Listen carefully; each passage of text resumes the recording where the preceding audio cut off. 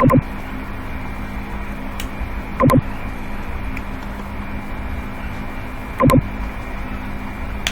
everyone. For starters, this is Play of Fail YouTube channel. I welcome you all wholeheartedly to this channel. Without much ado, I would like us to zoom into what to expect in this video. But before that, prominent among all, I would like you to be a part of this YouTube channel. We're a family. I would like you to be a part of this channel. To do so, I'd like you to tap on the subscription button first, and then you tap on the like button. So I'm going to take a few seconds while you do that. Please do just tap on the subscription button. Okay, now go to the like button as well. Alright, hope you are done.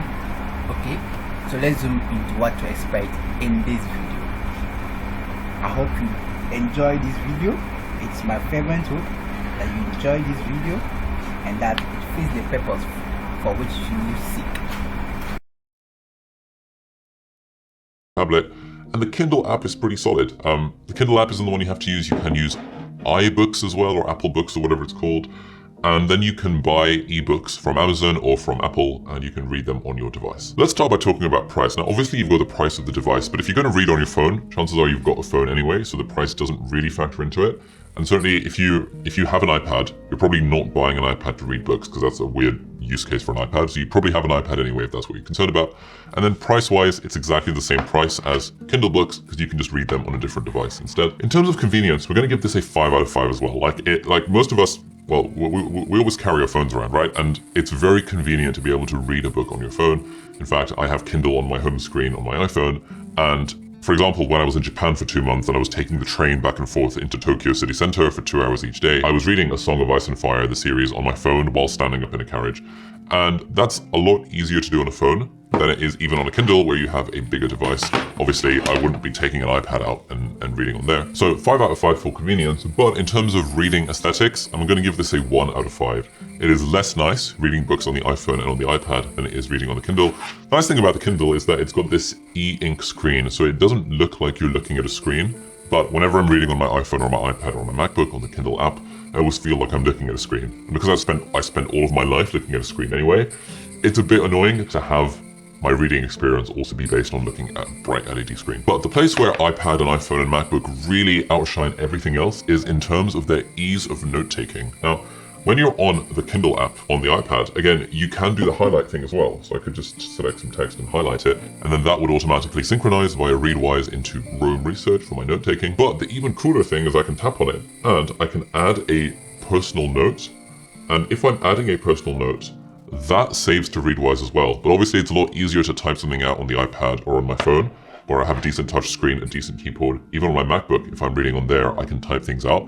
That's infinitely easier than trying to type on the crappy keyboard that they've got on the Kindle. And it's also infinitely easier than having to find a piece of paper to take notes on when reading a physical book. So overall, in terms of use case, often what I'll do is that I'll read a book either on Kindle or I'll listen to the audiobook. But then if I know that it's the sort of book I really want to take extensive notes on, or I want to write a summary of, I'll often just open it up on my iPad, and then in split screen mode, I'd be using the Magic Keyboard, and I'd be taking notes and summarizing the book while flicking through it on the Kindle app on the iPad. That's like a really, really, really good user experience that you don't really get with any other device. So I'm going to give this a 5 out of 5 for note-taking, and that's my most common use case in terms of reading on the iPad. And finally, in terms of durability, this stuff's not particularly durable. Probably can't drop it. It's not waterproof, but you know, I just shove it in my bag at all times, and I have the paper-like screen protector on me on the iPad, matte screen protector that makes it feel like paper when taking notes. Link in the video description if you want to check it out. And finally, the fourth method of reading is in fact audiobooks using Audible. I'm sure there are other audiobook services. No, Audible, I'm not sponsoring this video, but Audible is by far the most popular one. It's the one that I've been using for years at this point. I often say, even when they're not sponsoring my videos, I often say that if there was only one subscription service that I could ever have in my life, it would be a subscription to Audible, which I think is about $15 a month.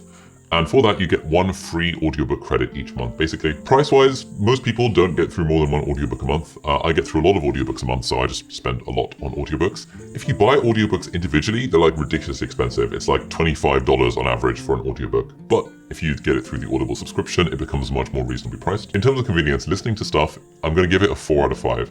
It's not as convenient as just being able to whip out your phone, because you do generally have to put headphones in.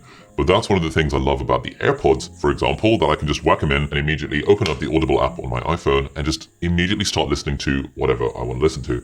So this is what I do when I'm cycling to my co-working space these days. It's what I do when I'm doing any chores around the house. It's what I do when I'm setting up the cameras. Basically, whenever I've got downtime, I'm always listening to something on Audible, and it just makes it so convenient to listen to a ton of books. Now, in terms of the reading aesthetics, it's not quite the same as the feeling of reading a book. But like audiobooks have really are a good user experience. If you haven't tried audiobooks yet, I really recommend it. It's fantastic. Because they're often narrated either by the author of the book themselves or by a professional voice actor narrator type person. And the really cool thing about audiobooks is you can listen to them at multiple speeds. So for example, mostly I listen to audiobooks at between 1.5x and 2.5x speed. At the moment I'm listening to one called The Millionaire Fastlane, which I'm listening to at I think 2.5 times speed.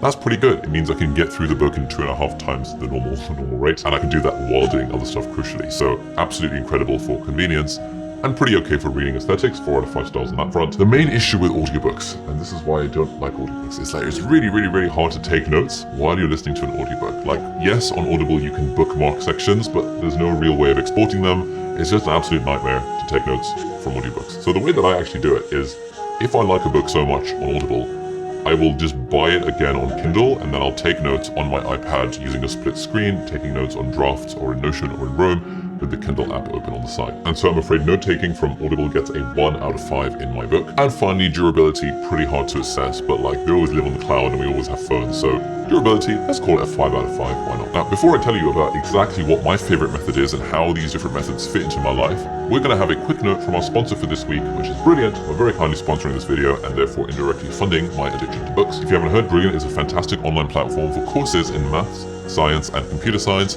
I particularly enjoy the computer science series, in particular learning Python, which is the world's most popular programming language. So if you've ever thought that you want to learn how to code, you can check out their basics and intermediate Python series, which is awesome. I've also recently taken their cryptocurrencies course, which explains how cryptocurrencies work from the ground up. My crypto portfolio has been doing insanely well this last month or so. I probably can't put it down to me taking the Brilliant course, but taking that course really helped me get a more foundational understanding of how crypto actually works. And so now I'm pretty comfortable with having 20% of my net worth in Bitcoin and Ethereum. Sadly not Dogecoin, and it's been like that for the past few months. So if that sounds up your street and you want to level up your math, science, or computer science skills, or you want to learn to code with Python or understand how cryptocurrencies work like I do, then head over to brilliant.org/Ali, and the first 200 people to click that link will get 20% off the annual premium subscription. So overall thoughts about these 4 different methods of note-taking. If I could only choose one, it would be the Kindle, and if I could choose 2, it would be Kindle plus Audible. But in fact, I actually use all 4 of these in my life in different ways. So Kindle, I always have at my bedside. I always read in bed on the Kindle, and I like the Kindle Oasis. It's a bit overpriced, but it does have more of a warm light, and I use it on dark mode.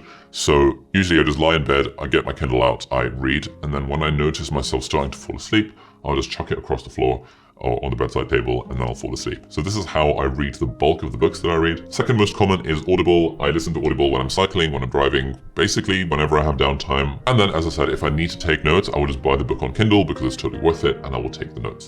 I use the iPad generally only when I want to take copious notes from a book that I've read, or when I want to summarize it, where I'll have split screen open, Kindle on one side, Notion or Roam or Drafts on the other side, and I'll be summarizing insights from the book on the iPad and posting them on my website, so you can check that out at aliabdaal.com if you want to see my book summaries. And finally, in terms of physical books, I only really have these around the house because they look cool and so I can show them off in videos, but I actually found that if I want to relax for the evening and I'm not in bed, if it gets to 9 p.m. and I think, you know what, I'm not going to play World of Warcraft tonight, I'm going to read a book. And then usually I'll pick up a physical book and sit on the couch and just read a physical book.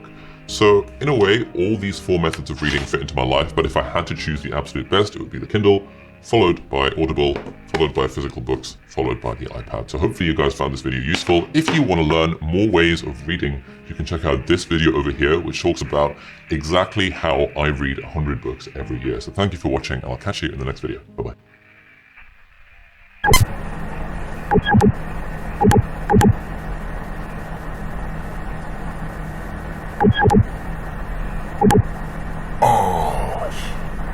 what a wonderful video and a wonderful episode to come to an end. What can I say? It's been a pleasure having you all on my channel. I hope that this video fits the purpose for which you seek, and I would like to first thank all who subscribed to this channel to be a part of this family, so that we can extend the boundaries of this channel to other people to have a positive impact on this channel. Thank you all so much. And for those who were unable to subscribe, please, you can still do so. Kindly go to the subscription button and tap on it, and also the like button. Thank you. And also what this does is that when you subscribe, it encourages me, it motivates me to come up with more videos that will tailor your needs. So please just try and do this for me. I'm not asking of any payment or any sort. Just subscribe for me. That's all I ask for. Thank you. Hope you do. And I hope that you enjoy this channel. And then be a part of this channel. We'll have more than each other. Thank you.